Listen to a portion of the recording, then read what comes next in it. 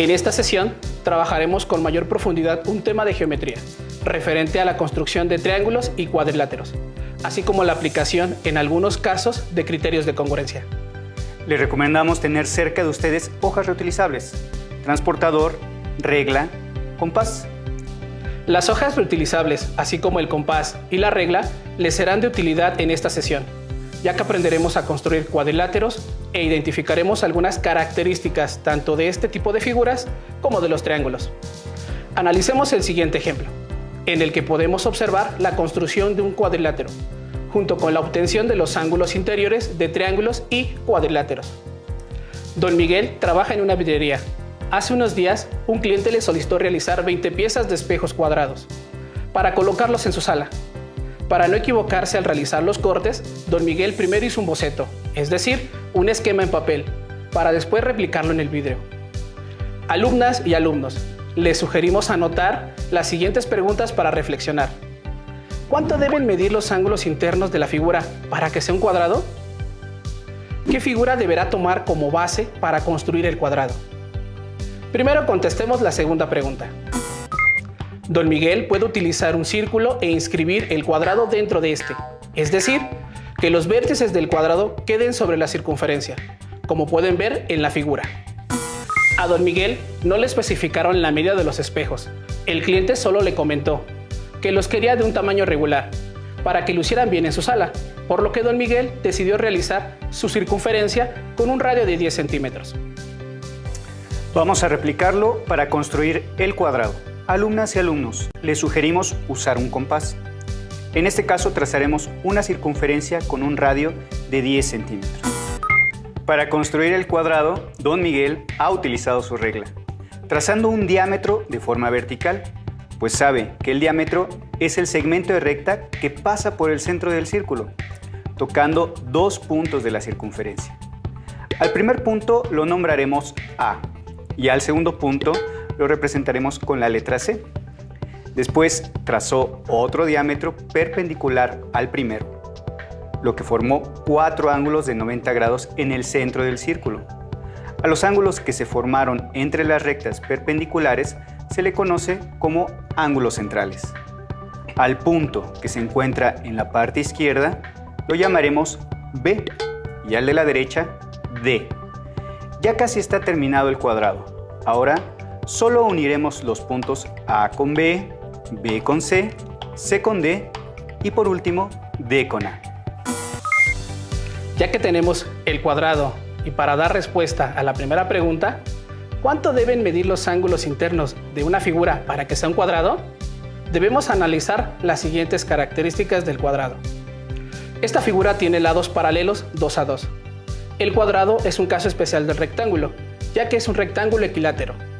De acuerdo a estas características, podemos decir que el cuadrado es un paralelogramo y forma parte de la familia de los cuadriláteros. Para dar respuesta, mencionamos que sus 4 ángulos internos son rectos, es decir, los ángulos interiores del cuadrado miden 90 grados, igual que los ángulos centrales que se forman al trazar sus diagonales. Muy bien, ahora Don Miguel ya podrá realizar los espejos con forma de cuadrado para entregárselos a su cliente. ¿Cuál es la suma de los ángulos interiores de esta figura? Sabemos que los ángulos internos de un polígono son aquellos que se forman por dos lados que tienen un vértice en común. Analicemos algunas propiedades de los cuadrados. Como podemos observar en la figura, el cuadrado tiene 4 ángulos interiores que miden 90 grados. Así que para contestar a la pregunta, ¿cuál es la suma de los ángulos interiores del cuadrado? Únicamente multiplicaremos 90 grados por 4, lo que nos da como resultado 360 grados.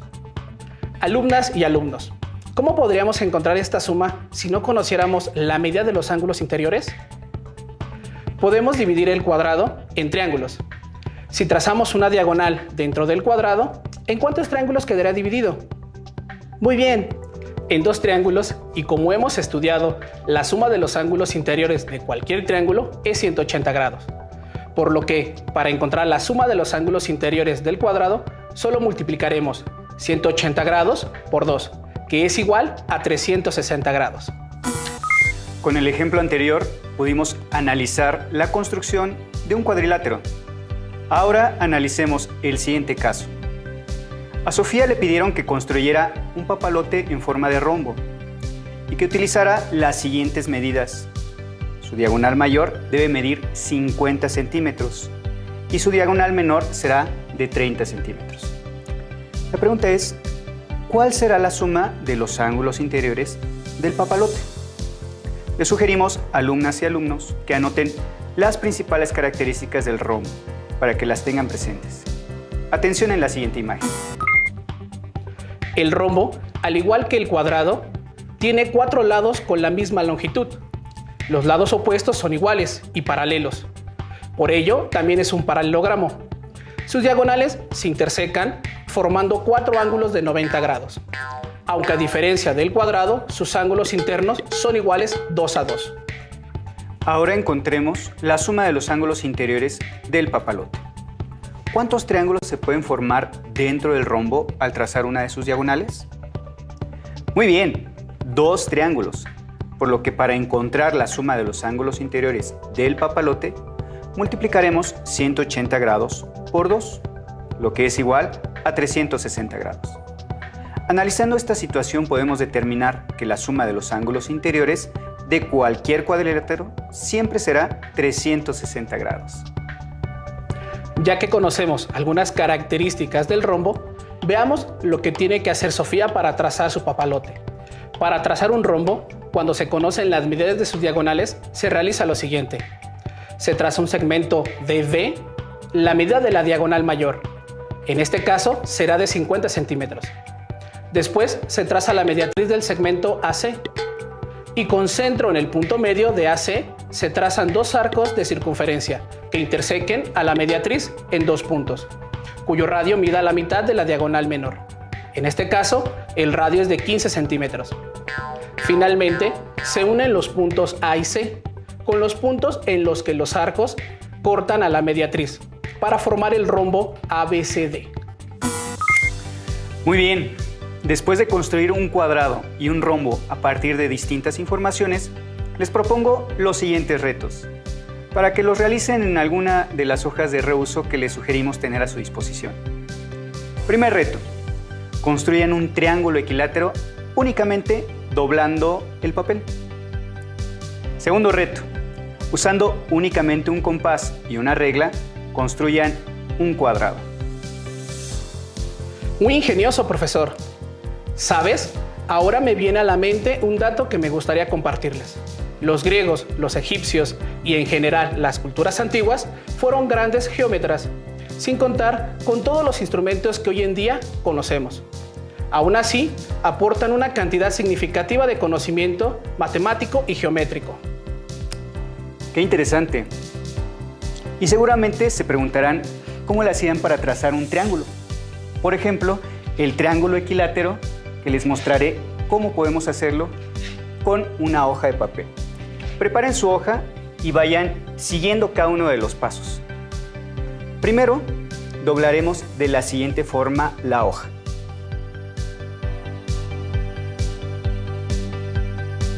Y cortaremos para tener 2 rectángulos. En un rectángulo, marquen un doblez por la mitad, pero sin llegar al otro lado.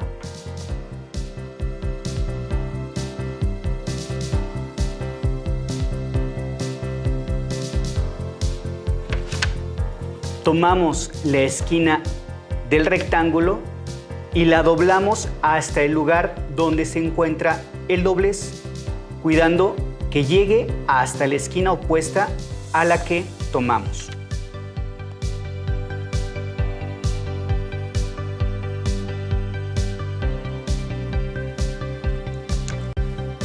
Ahora, siguiendo este trazo, doblamos y lo volvemos a hacer hasta terminar con la hoja, de esta manera.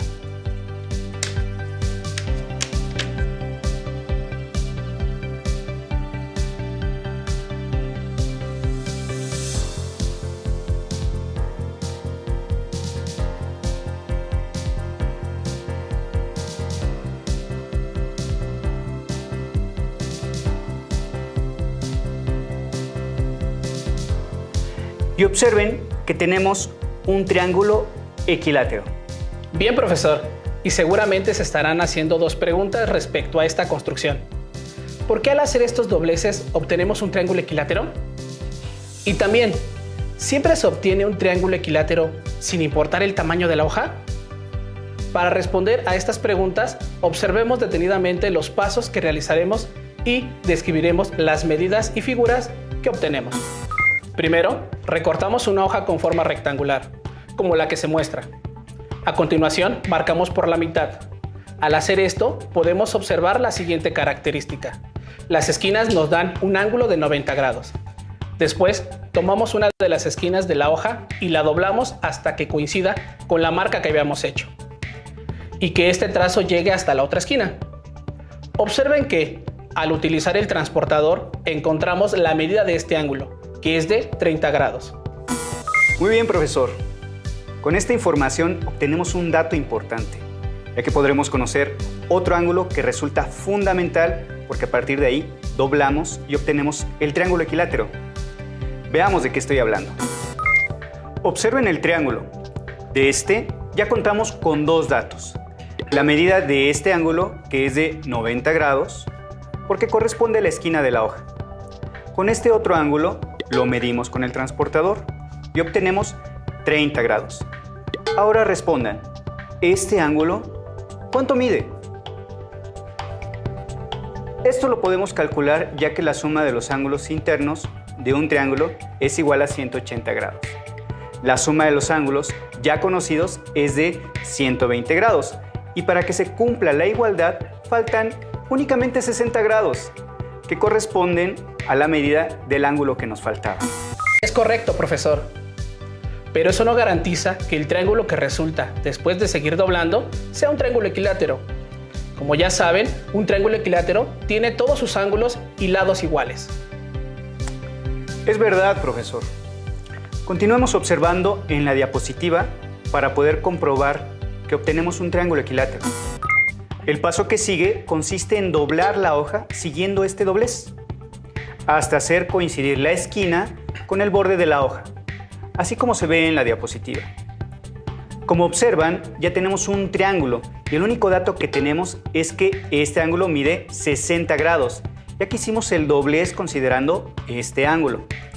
Y necesitamos saber que los dos ángulos restantes miden también 60 grados, porque así aseguramos que es un triángulo equilátero. Utilizaremos el transportador para medir la amplitud del ángulo. Veamos. Y comprobamos que tenemos otro ángulo de 60 grados. Magnífico, profesor. Y no necesitamos medir el otro ángulo, ya que debe medir 60 grados, para que la suma de sus ángulos internos, como la de cualquier triángulo, sea de 180 grados. Con esto, respondimos a las dos preguntas. ¿Por qué estos dobleces están pensados para que, sin importar el tamaño de la hoja, siempre crucen de esa forma teniendo un ángulo de 60 grados? Así que siempre tendremos un triángulo equilátero. Ya dimos respuesta al primer reto.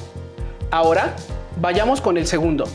¿Cómo podemos trazar un cuadrado con únicamente una regla y un compás?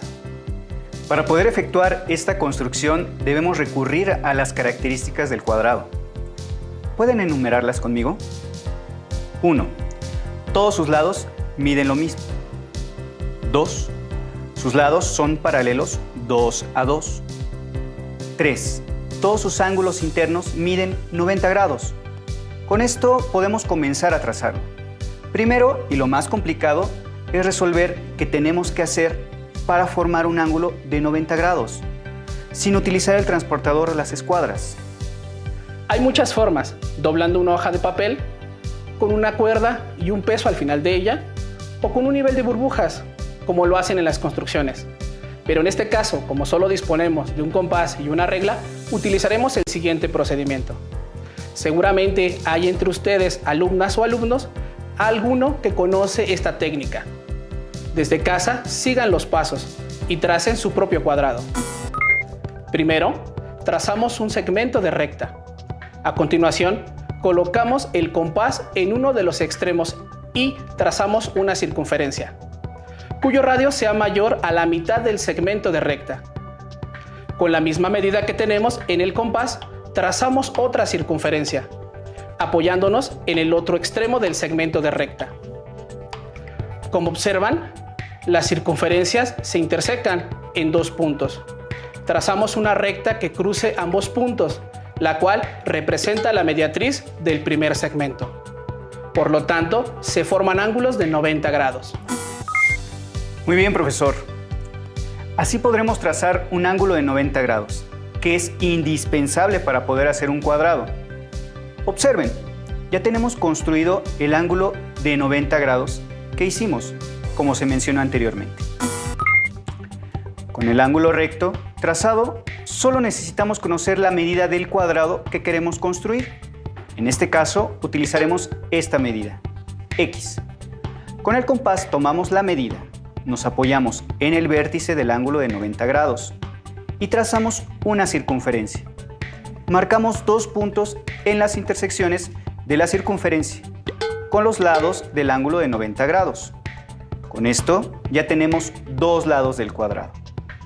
Ahora, con la misma abertura del compás, trazamos otras dos circunferencias, cuyos centros sean los dos puntos que señalamos antes. Observen que el punto donde se intersecan, la circunferencia será el cuarto vértice del cuadrado. Ahora, ya tenemos cuatro vértices, todos a la misma distancia. Los unimos para delimitar el cuadrado. Vaya, comúnmente lo construimos con una escuadra o con un transportador. Pero resulta muy interesante ver cómo el compás es un instrumento que nos permite construir figuras con lados rectos, ya que en una circunferencia cualquier punto tiene la misma distancia al centro. Con ello, nos aseguramos de tener segmentos de la misma medida siempre. Aunque, profesor Carlos, me surge una duda. ¿Cómo podemos demostrar que la figura que construimos realmente es un cuadrado?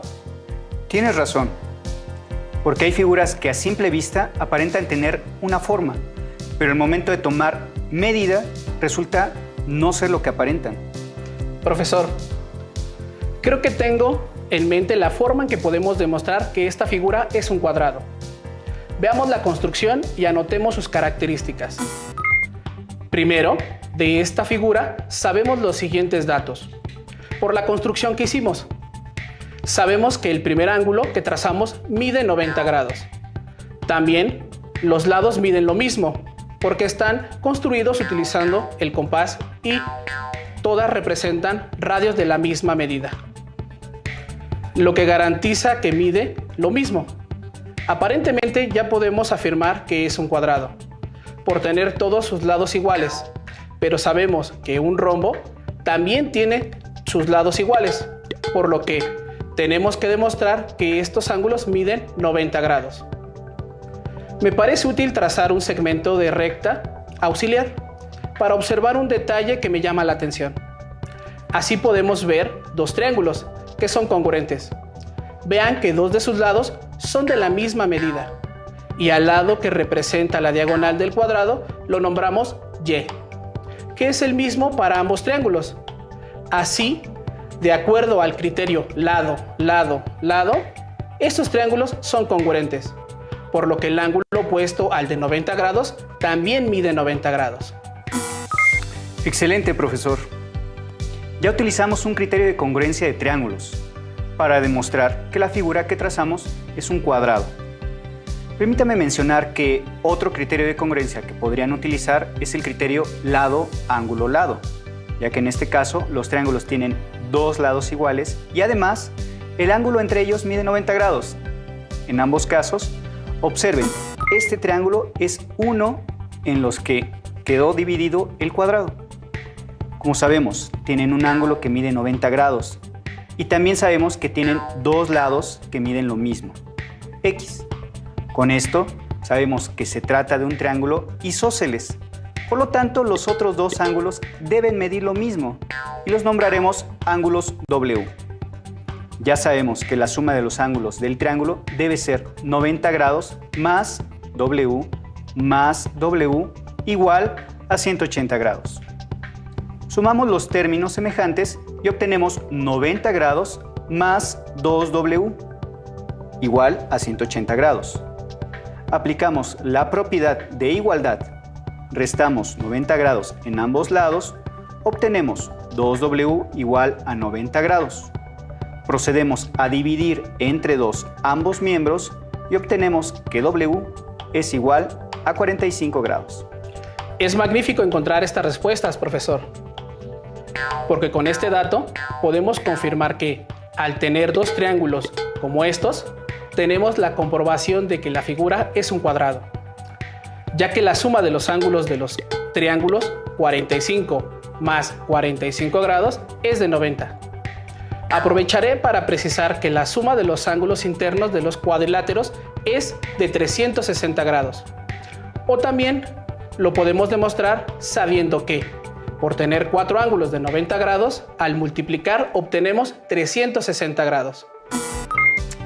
Profesor, en esta sesión revisamos que en los cuadriláteros sus ángulos internos suman 360 grados.